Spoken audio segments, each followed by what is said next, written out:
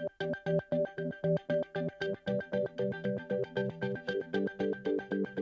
thought, wow, what if we did that? We blasted out thousands of innovations and then let the promising ones cluster. And let's not even bother sending out the big mission in the area that's just dark and we're getting no signal from. Hi, I'm Matt Watkins, and this is New Thinking from the Center for Court Innovation. Now, the focus of this podcast is generally on people taking innovative approaches to problems in the criminal justice system. But identifying those problems and then seeing whether our solutions have actually helped usually requires data. Our guest today, however, says too many programs and practices in the world of criminal justice have never been properly tested. And that's in part because the evaluation process is too slow and too expensive. Angela Hawken set out to solve this problem by founding BetaGov. With support from private funders, BetaGov offers free and fast evaluations of public policy programs. Right now, it's supporting more than 200 trials taking place across the country. Angela is also a professor of public policy at New York University and was a panelist at our recent conference on community justice in Birmingham, Alabama. However, she joins me in studio today. Angela, thanks very much for being here. Thank you for having me, Matt. So maybe to start by trying to introduce people to the BetaGov model, where it seems a little bit like you've set out to disrupt the previously cozy world of randomized controlled trials. You make a distinction, I think, between what you call Cadillac research and the work that BetaGov engages in. So could you just explain that distinction for us? Sure. So the concern initially when we thought about the BetaGov model was that too many research projects were of this Cadillac model. They were expensive, they took a long time to do, and the stakes were so high that if they found that what they were testing wasn't especially productive, they kept lumbering along. When research is expensive, it's actually harder to shut it down. So we thought we'd create an alternative track of research, which is really, think of it as exploratory research on the front lines of innovation, where the research is inexpensive to do and can be shut down very nimbly if the outcomes aren't moving in the intended direction. These are mostly RCTs, randomized control trials, not all, but our work primarily involves randomized control trials, but these are really exploratory trials.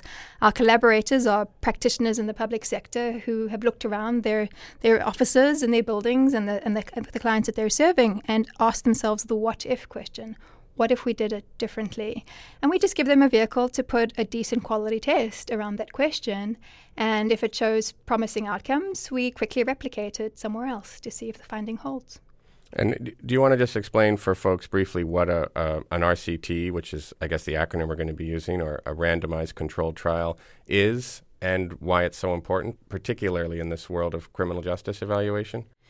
So randomized controlled trials are often referred to as the gold standard of research. And the reason is that you can draw what are called causal claims. You can say the reason we're seeing this improvement in outcomes or worsening in outcomes is because of the intervention that's being tested. So in a randomized controlled trial, you start with an eligible population. It could be people, it could be law enforcement vehicles, it could be probation officers, it could be courts. And you randomize that eligible population into one of two conditions. The intervention condition receives the new policy or practice or program that you're trying to test. And the control condition is usually business as usual, that we're going to compare the outcomes to. But why RCTs, or randomized controlled trials, are so important within criminal justice is that criminal justice suffers from what we call strong selection biases. So you'll see many evaluations in criminal justice that compare, for example, treatment completers to people who did not go to treatment. Well, the sorts of people who complete anything are different from the sorts of people who either don't start or drop out along the way. And what that creates then is this problem that you really aren't comparing apples to apples. You're comparing different sorts of subpopulations.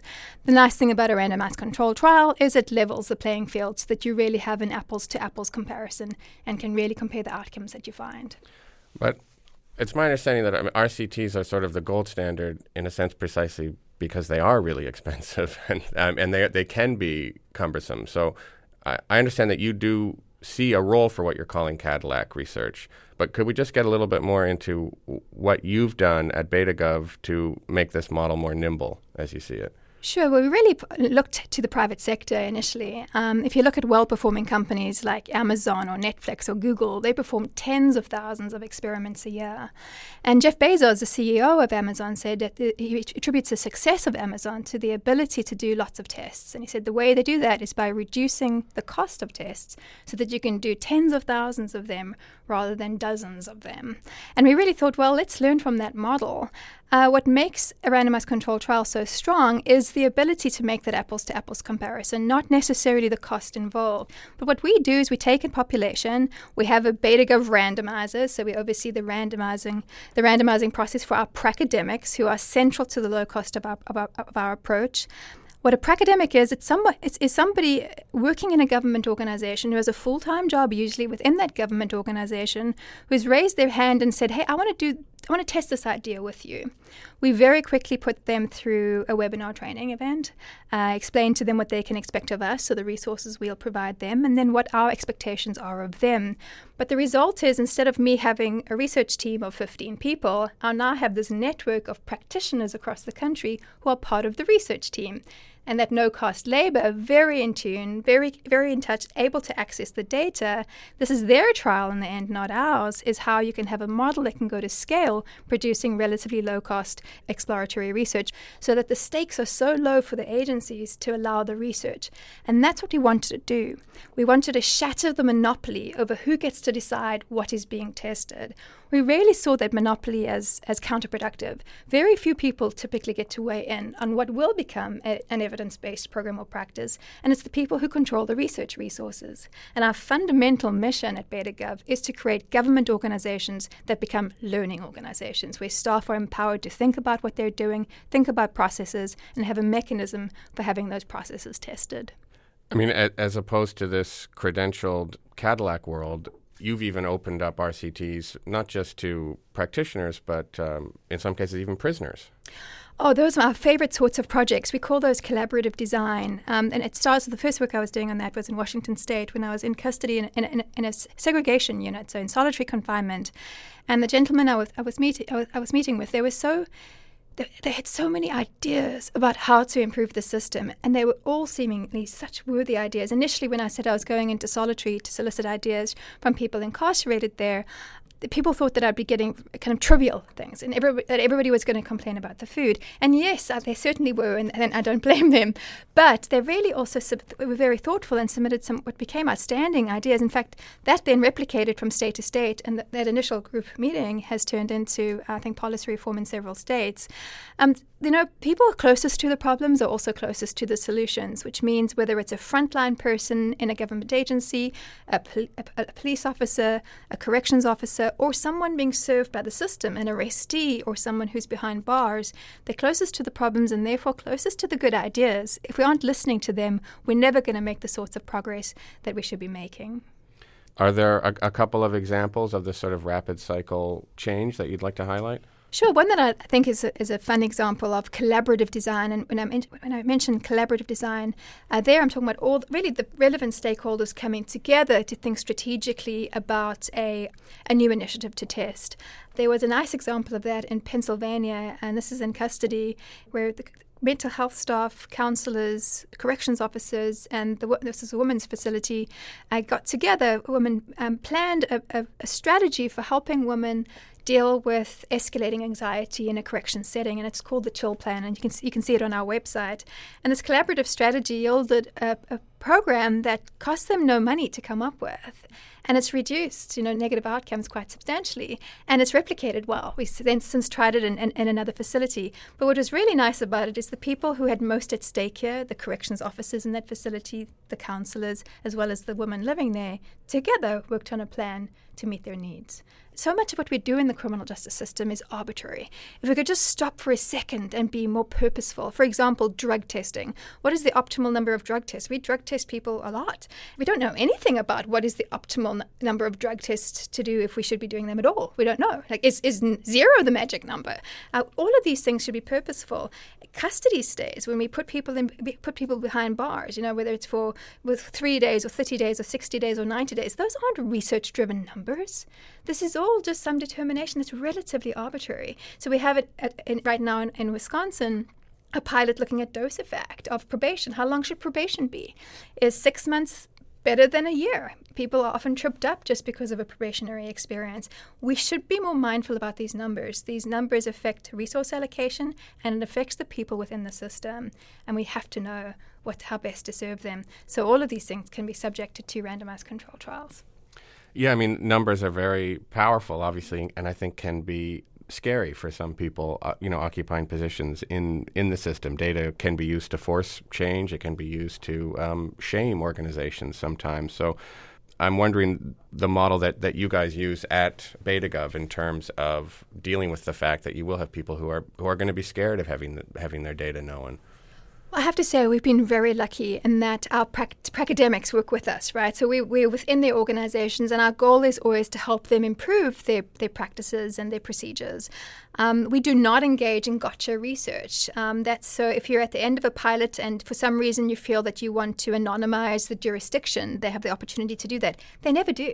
They have that opportunity. And I have to say what's nice about our academic network is that they have been so willing to follow the data, irrespective of what the data has concluded.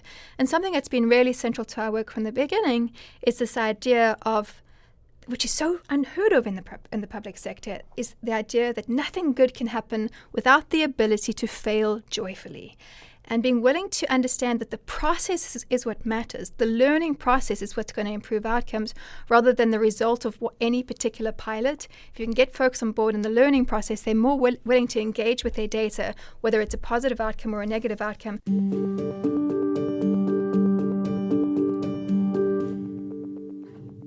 I'm interested a little bit in how you got into this work yourself. I saw that you started out as a labor economist, which isn't necessarily the most obvious stepping stone for trying to shake up the world of randomized control trials. So could you talk a little bit about how that took place? So in my previous history, I was mostly I was working as an econometrician and mostly working with wonderful data sets and doing quasi-experimental research. I really became interested in these nimble RCTs, having come off a very large study where we had found a really good result in one jurisdiction and absolutely did not replicate when we replicated in other jurisdictions. And that had taken many, many years. And at the time, I thought, wow, this is really not how we should be learning. We shouldn't be doing these big expensive studies on the front end. We need to be doing these micro studies, right? These exploratory studies. Let's make sure we're getting it right in a jurisdiction before we bring in the Cadillac research or bother to do that.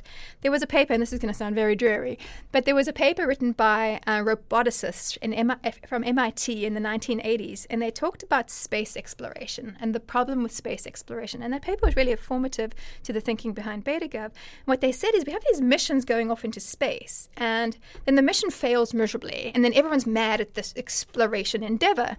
And what these scientists at MIT said, instead what we should do is come up with these little bugs, these kind of space exploration bugs, and they weigh a few pounds each, and we blast thousands of them off into space, and some of them are going to crash and die, and who cares, because they cost a few $1,000s. But some of them are going to raise their antennas and say, beep, beep, beep, carbon, or whatever you're asking them to detect. And we can look out into space and see the signals of promise. And I thought, wow, what if we did that in the government sector? We blasted out thousands of innovations and then let the promising ones cluster. And let's not even bother sending out the big mission in the area that's just dark and we're getting no signal from. And we do that. We tend to send out the big mission first, then find it's dark, and then get mad. We need to change how we do this. It doesn't mean there's not room for the traditional academic model. Of course there is, but it's a parallel track. Is there, though, a particular challenge to dealing with criminal justice data?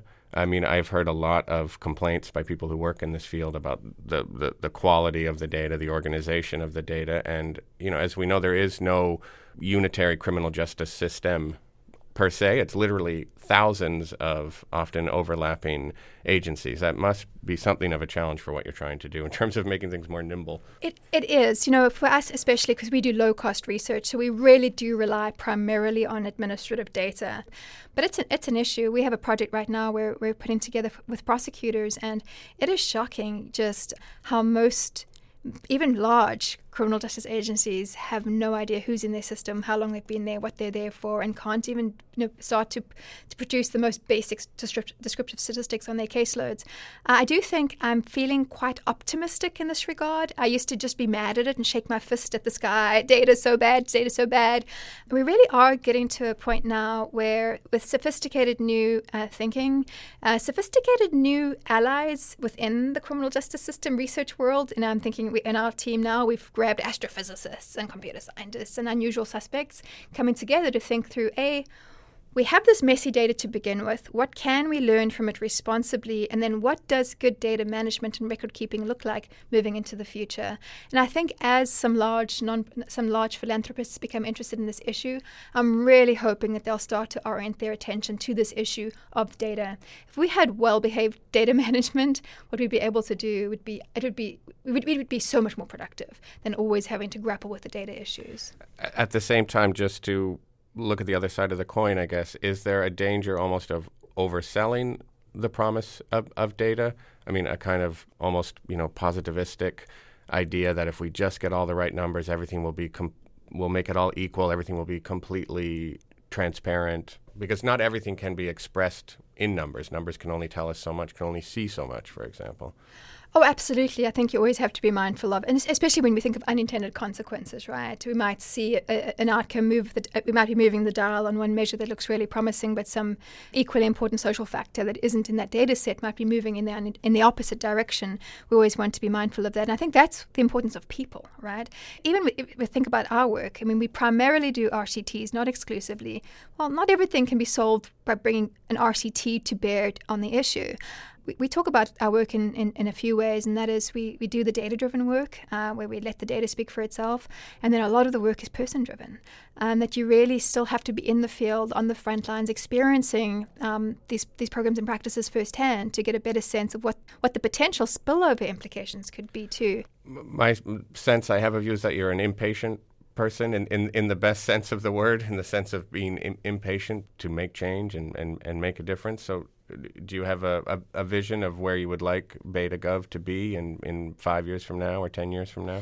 So some of this is speed. I think what is the primary distinguishing factor with BetaGov is the speed with which we're able to do some of this work. And that does probably stem from my somewhat impatient personality.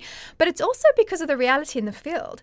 If you think about policy opportunities, there's this window in time where there's this opportunity to intervene because the stakeholders are enthusiastic to do it now. And if you wait 6 months or a year or 18 months for the research funding to be in place, that window of opportunity is going to close. So some of my impatience is just making sure we're positioned in the right place at the right time to catch the learning. And if we can't orient quickly, we're going to lose that opportunity to learn. So some of that is that. And we're now actually rebranding as BetaHub, which is going to include nonprofits. There's so many nonprofits doing really important work within criminal justice. Many of them really struggle with the data issue. Many of them have no idea whether their practices are optimized. So we'd like to work with them to improve their operational efficiency too. So we have lots coming down the line. As I said, I'm a terrible businesswoman. Everything we do is at no cost, so the onus is on me to keep this effort funded. And we hope to do so because we love what we do. And it turns out that $0 is the right price. I know this sounds odd, but for exploratory research, if we're really going to get good at isolating those innovations that do make a difference, we have to do lots of tests to accommodate all the failure that's going to happen, things that aren't going to make a difference, right? So we have to do lots of tests, and the only way to do lots and lots of tests is to make it inexpensive for the agencies to allow those tests to happen. And when no money is at stake, people are also more willing to fail. And that's so important because there's failure all around us. Just no one's willing to face up to it, and we'd like to change that. Well, I really look forward to hearing more about what you change going forward, and thank you so much for joining me today. Thank you so much. It was fun to meet with you. So I've been speaking with Angela Hawken. Angela is the founder of BetaGov and a professor of public policy at New York University. You can learn more about her work and see a video of her speaking at our recent Community Justice Conference at our website. That's courtinnovation.org. Technical support for today's episode has been provided by the great Bill Harkins, and our theme music is by Michael Aaron at quivernyc.com.